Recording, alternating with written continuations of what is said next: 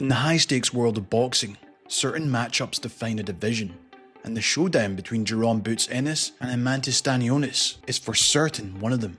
Both fighters have been on a roll in their respective careers lately. Ennis is a dynamic fighter with so many tricks up his sleeve, a switch hitter with amazing defense, fast hand speed and perfect balance. Stanionis, on the other hand, is a relentless pressure fighter that will break you down with his non-stop forward style, while his high guard can be an impenetrable fortress at times, and his jab is akin to that of the likes of Gennady Golovkin. Two very different approaches to the game, but always one goal: victory. Today's tactical overview, we're going to break down the skills of each fighter before going on to see how this could affect the fight. So without further ado, let's get right into it.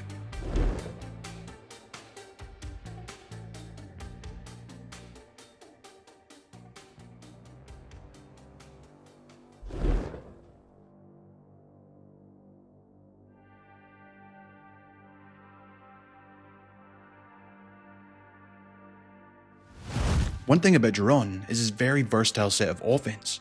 He has a lot of different ways in how he goes about these punches, and this creativity is often combined with his slick movements and power that has made him a problem for everyone he's faced. The first and most noticeable among his skills is his jab. He also likes to throw his jab at the beginning of the rounds to set the tempo, and he throws it in a whole variety of ways. In stiff jabs, pawing jabs, up jabs that will pin the opponent in place with the lead hand. Not to mention, he'll feint with the jab a lot. And sometimes he doesn't even land the jab too cleanly. Rather, he kind of just flicks it out to make the opponent cautious of going forward and stopping their momentum. He's also very sharp and quick with it, making it hard to counter. And he's constantly mixing up the jab to different targets of the body. He'll jab up high to the head and then low to the body, and other times he'll be jabbing to the chest to land better body shots again. Via walking down. Now Villa's going to be right in front of Ennis for Royman Villa. He's struggling with world champion in her, supposed to provide, and it's shocking that he was able to knock out. Next up, we have the straight punch, and he actually throws this in a very similar way, as he just likes to flick it out there sometimes. Furthermore, he'll bring his rear shoulder near, then snap out the straight, so it comes out quicker from the position that he's in. His jab as well is the main weapon of setting up his overhand, as he'll try to come up hard to the head with an overhand after using these jabs to occupy the guards. They feel that they need to change the plan. The overhand is so wide that it goes around the guard of the opponent, even sometimes as they're blocking. This can quite often be pretty readable, but since they're preoccupied with the jab, he's able to catch them. And that's the boots has been hit with. Jaron is rocked right now. Oh, and a big clubbing left from Boots again, and he almost went down. Right now. He will also use the overhand as a means to counter, as he won't really counter by dodging the incoming blow. Rather, he'll try and go one for one with the opponent, sacrificing his chin at times to get hit. Then he comes back with a much harder overhand punch against the opponent. He'll then sometimes even throw this in between his opponent's punch. Despite the opponent landing on him, the damage of Ennis' overhand is still much greater. However, this could be a real risky strategy against someone like Stanionis, who's proven to be a powerful puncher at times.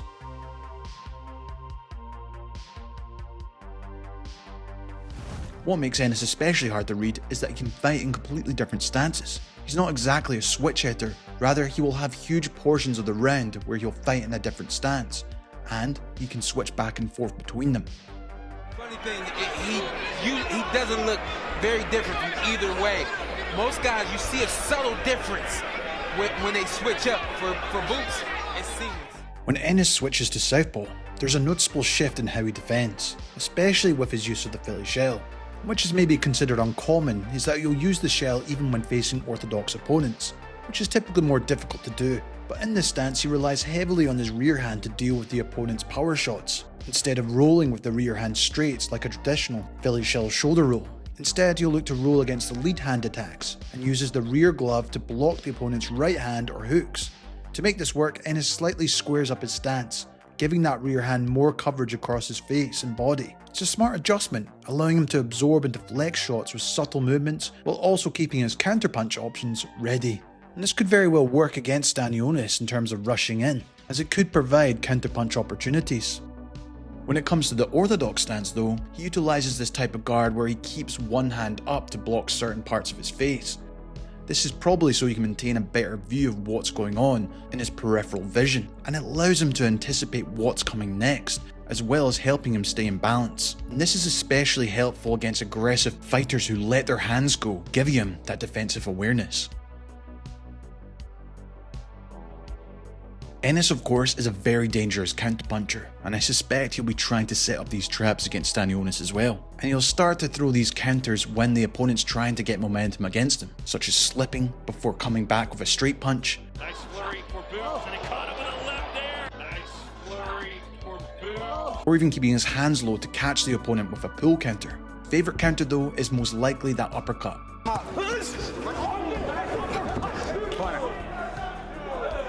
He will either step back as the opponent is coming in, or simply just bring his head off the centre line before throwing it.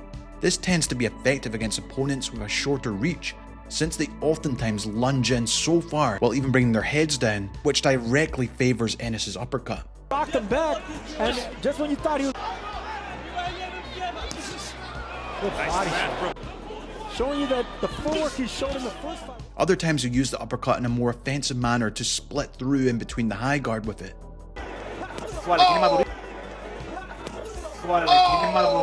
To better create openings, he'll hook from the side, then go up from the bottom with the uppercut right after. He'll also throw the rear uppercut from a bladed stance to create more momentum with the punch. Punches pile up.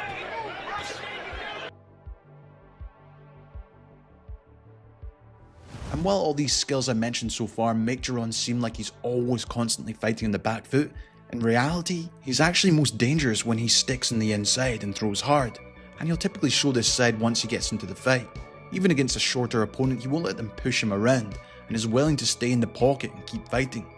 When on the inside fighting position, he doesn't square up and face directly towards the opponent with the high guard. Rather, Ennis will still maintain that bladed Philly shell stance and catch opponents with hooks from all angles and wide looping shots that come around the opponent's guard. Not only that, but he makes sure to maintain his defense as well, instead of recklessly brawling. Even from this range, he's still blocking and dodging incoming attacks really well. But a part that he does really well is utilizing framing and these small shoves with his shoulder and lead arm. Chin up. I mean, Boots is so accurate. The little shoves just create enough space between him and his opponent, so he can create the gap and produce maximum impact of his punches. On short notice, taking this fight, I think taking down Chukajan, not looking for the knockout. Well, he's looking for the knockout right now. While when up close, he actually likes to start throwing to the body as well. At the age of 35 years. He likes to initiate these with an uppercut and end shot to the head. For every shot in the book, with technique, with torque, not falling off balance. I mean, this is a brilliant boxer. Oftentimes you'll be throwing a combination or hook or uppercut from the lead hand alone, targeting it up high and then going down low again. This is quite effective because as quite a lot of opponents don't expect two continuous attacks from the same hand. For example, he'll throw 3 to 4 punches and they're all aimed at different areas. Boots Ennis should really concentrate on the body, really hurt him down here before. I wouldn't be surprised if we see him doing this against Stanionis in terms of breaking through his defensive guard, which I'll discuss later.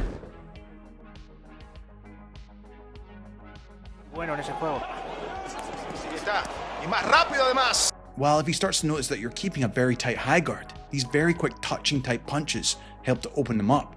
He won't bring his hands all the way back when throwing like this. Instead, he's throwing many fast punches down the middle to open you up, waiting for the opportunity just as you open up to throw hard, and he could do it at any moment through the sequence. And when he finally starts to look for the knockout, he puts his entire body in every single punch, keeping his feet as planted as possible, torquing and rotating as much as he can. And the thing is, he's not throwing recklessly. He really is just looking to land and be as accurate as possible. Nevertheless, there's no doubt Jaron can get lost in the moment at times, as he keeps his head wide open after landing a good punch at times, admiring his work maybe a bit too much and forgetting about defense. I guess if anything, a critique for Boots, he stays there too long, like that right there. Finish punching and he just stays there a little too long. He's not always in that mode, but when you're having your way with somebody, you can touch them whenever you want. You get a little lackadaisical at times, and you forget that they can still punch back.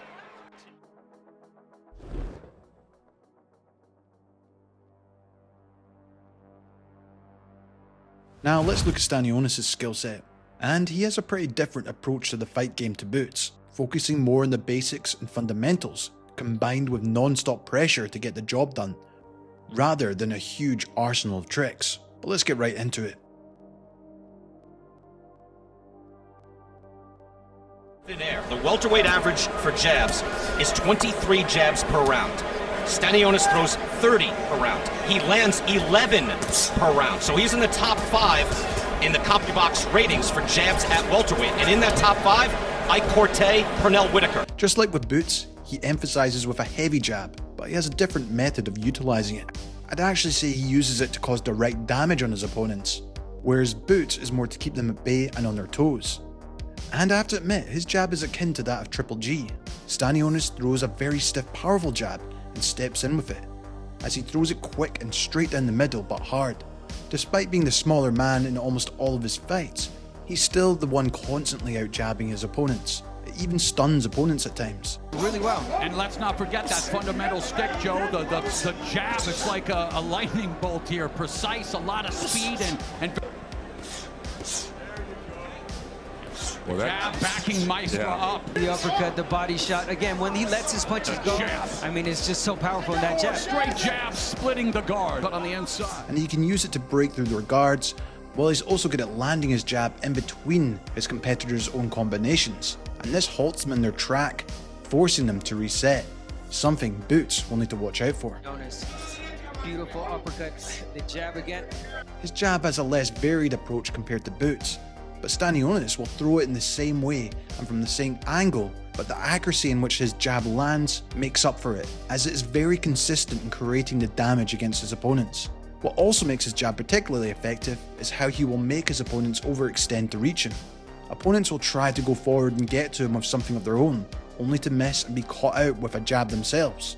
This also has to do with his high guard, as the opponents are throwing light punches to create an opening to get through it, but when they throw like that, Stanionis likes to slip this before firing back with a stiff jab. And I wouldn't be surprised if this could be a battle of the jabs in the early rounds, to see who could establish it first. The high guard is probably one of the most noticeable things about his style, as he uses this to get into range towards his opponent, but mainly to create pressure and a consistent pace. However, he's not someone that's going to rush in continuously again and again. Rather, he's calm and collected, very economical with his movement, making sure not to expend too much energy. No, it doesn't. Like I said, not everybody. And Stanionis, again, he's got a type of style that it's kind of a basic pressure style, and you can take some time off. Final minute of the 10th round. Maestro backpedaling into the corner. What makes his pressure so effective is because of his defense. And it is as basic as it gets. He gets both hands up and blocks incoming punches, but he adds on top of that to make it more effective, as compared to others who rely solely on a high guard to block punches. He solely doesn't just rely on his hands to defend himself, rather it is a combination of his footwork, head movement and his hands. As opponents are punching at him, he'll use his feet to slowly move around them to get a better angle. He also keeps his base lower to roll under punches, and he does all this while keeping in his high guard stance. Look at that. I mean, that's great stuff from Collazo at 40. Collazo, yeah, right back to... But Stanionis, again, not giving too much ground here, even though it may throw him off balance from time to time. He's not going anywhere, neither is Stanionis. Stanionis landing more, and he's the more accurate of the two.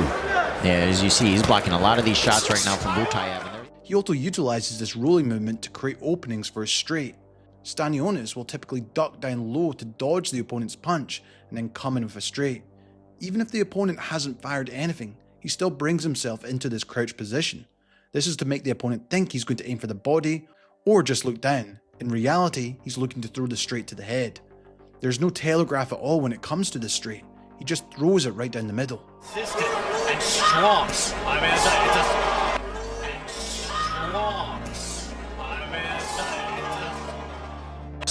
like I said, just so technical, very compact. His defense is great, and that earlier in the fight above. forehead of... They have all... He also combines the high guard with a catch and shoot counter technique, which also hinders the opponent from throwing massive bombs themselves because Stanionis will fire back. This is a really effective technique, as essentially the moment the opponent's punch lands on Stanionis' gloves or arms, he'll fire back. And this is the perfect moment to strike back, as the opponent's hands are away from their own face, as he looks to counter back with the hook, jab, straight, and many more. I mean, that's sweet stuff for Glazo. That Glazo still, he doesn't look like he's a shot one guy. He looks in a way sharp, you know? But, physical pressure to eventually wear you down. With any of the shots from Stanionis, it's certainly scoring points for Stanionis. And he looks sensational. Absolutely, and you can tell Stanionis is not just resting on pressure. He doesn't take a step backwards. He's landed some decent... As mentioned, first third of the fight. You, as a fighter, here to kick off the second PBC pay-per-view, and Stanionis and Maestre going toe-to-toe to kick off round 6. Lithuania versus Venezuela.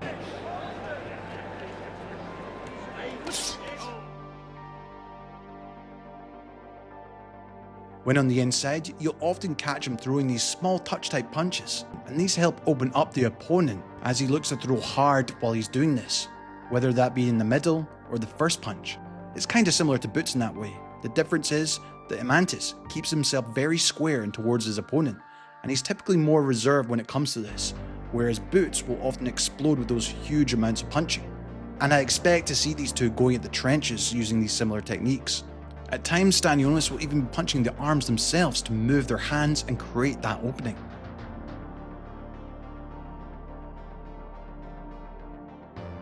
He likes to utilise the rear uppercut as well in the inside position to pierce through the middle of the opponent's high guard.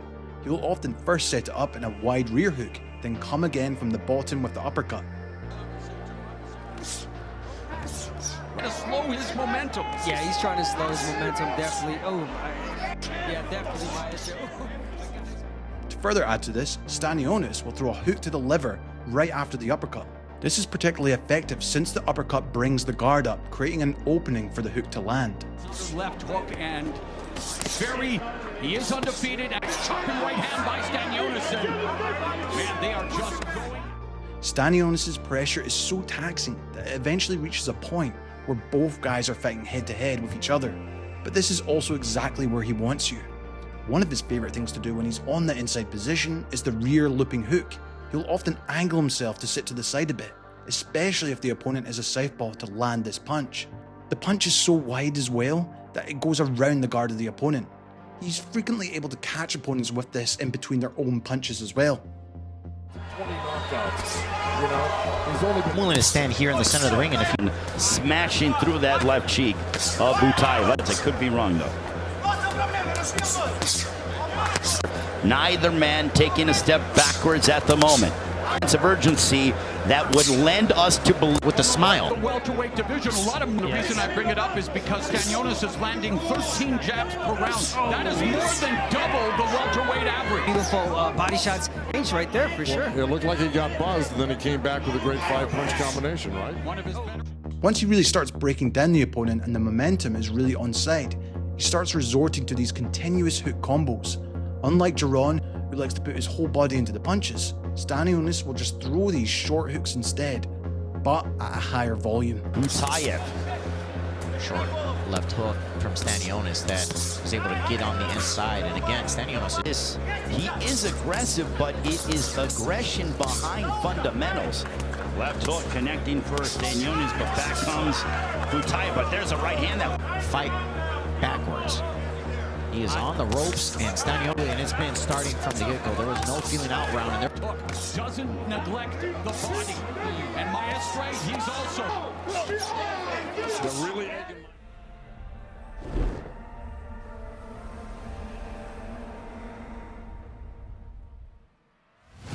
In this clash of styles, we have two contrasting approaches. Jaron Ennis' dynamic, free-flowing creativity versus Stanionis' steady, forward-driving pressure. When these two styles collide, the jab could be a deciding factor. As I discussed earlier, Ennis uses his jab to keep opponents off balance, flicking and feinting to control the pace. Stanionis, on the other hand, relies on a stiff, powerful jab to break through the guard and halt momentum while setting up his power shots. The question is, whose jab will dictate the terms of the fight? And it really could come down to who can establish their own. However, in my opinion, as the rounds progress, the inside game might become the tipping point. Ennis thrives at close range, using that southpaw Philly shell stance to slip and counter with precision, then unleashing heavily, well-torqued punches and explosive bursts. But that's also where Stanionis thrives, walking opponents down behind his high guard, catching shots in the glove, before he immediately fires back. If Ennis's creativity starts to fade under constant pressure, or even starts to get frustrated as we've seen in his previous fights, in my opinion, Stanionis can take advantage of this. At the same time though, Ennis's ability to switch stances could complicate things for Stanionis, creating hesitation and giving him different looks and angles. Meanwhile, Stanionis' consistent accuracy may force Ennis into uncomfortable exchanges. Could very well come down to Ennis' variety and athleticism, or Stanionis' persistent pressure and heavy shots to wear him down. And it could really come down to who can impose their will. I believe if Ennis can keep the fight at his range and break through Stanionis' defense with his angles and counters, he'll have the edge. If Stanionis can close the gap and smother Ennis' creativity and capitalize on any openings, this fight could swing his way. This will either be a very messy fight at times, or it could be a classic showdown of skill versus pressure, and in my opinion, is bound to deliver fireworks. I'd love to hear your thoughts on the fight and both fighters. Who do you think will come out on top? This has been Jamie from Boxing Life. As always, thank you so much for watching, and enjoy the fight when it comes. I'll see you in the next one. Before I finish up, I just want to let you know about my boxing Patreon. If you want more content that go into boxing tactics, styles and techniques, my Patreon has access to exclusive in-depth film studies and boxing topics not found here on YouTube. You can support the channel and join the community, while my champion tier group level allows you to ask for an exclusive film study once a month. You can try it out for free with a 7-day trial. I look forward to connecting with you there. This has been Jamie from Boxing Life. Thanks so much for watching, and as always, I'll see you in the next one.